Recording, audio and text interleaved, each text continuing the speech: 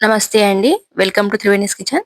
ఈరోజు మన రెసిపీ వచ్చేసి ఎప్పుడు ఒకే బ్రేక్‌ఫాస్ట్ కాకుండా నేను ఒక కొత్త బ్రేక్‌ఫాస్ట్‌ని చూపించబోతున్నానండి. ఈ రెసిపీ గనక మీరు ఇంట్లో చేస్తే పిల్లల నుంచి పెద్దల దాకా అందరూ ఇష్టపడతారండి.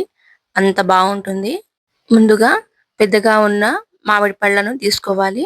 ఒక బౌల్‌లో వాటర్ తీసుకొని వీటిని జీడి లేకుండా బాగా కడిగి పెట్టుకోవాలండి. ఇలా కడిగి పెట్టుకున్నాక ఈ పళ్ళకు ఇలా చెక్కు తీసేసుకోవాలండి.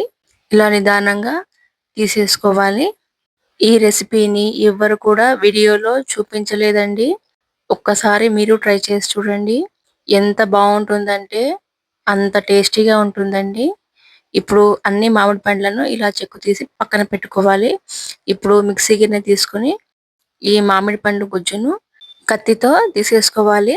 ఈ 3 పండ్ల గుజ్జును కూడా తీసి పక్కన పెట్టుకోవాలండి.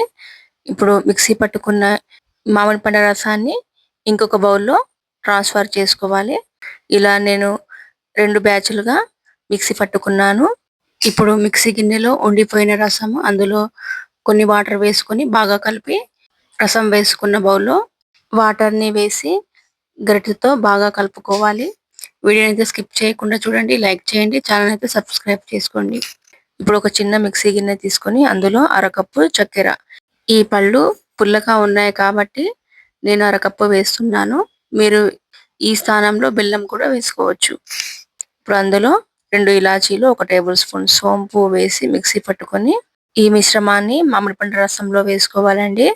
ఈ రసంలో బాగా కలిసేటట్టు కలుపుకోవాలి.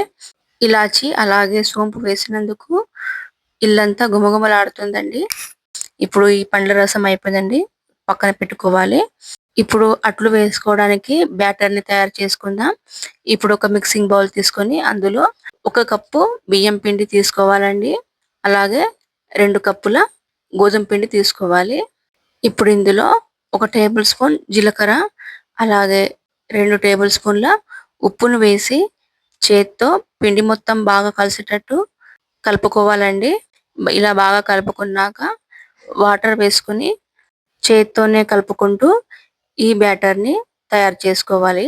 ఇలా ఈ కన్సిస్టెన్సీలో ఉండాలండి.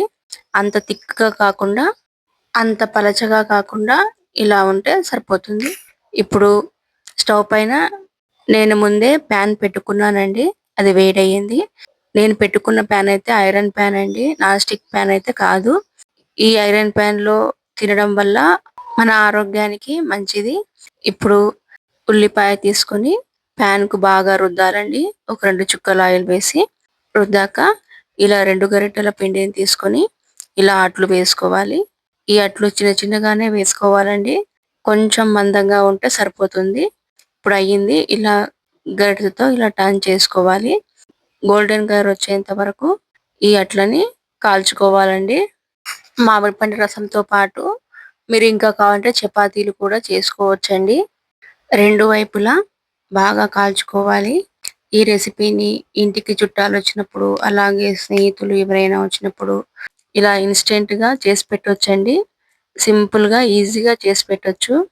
ఇది ఒక బ్రేక్‌ఫాస్టే కాకుండా లంచ్‌కైనా చేసుకోవచ్చు. అలాగే డిన్నర్‌కైనా చేసుకోవచ్చండి. ఇది అయిపోయిందండి. ఇప్పుడు రెండవది ఇలాగే ఆయిల్‌తో ఉల్లిపాయను రాసి ఇలా 2 గరిటెల పిండిని వేసి ఇలా చిన్నగా దోసల్లాగా తిప్పుకోవాలండి గరిటెతో.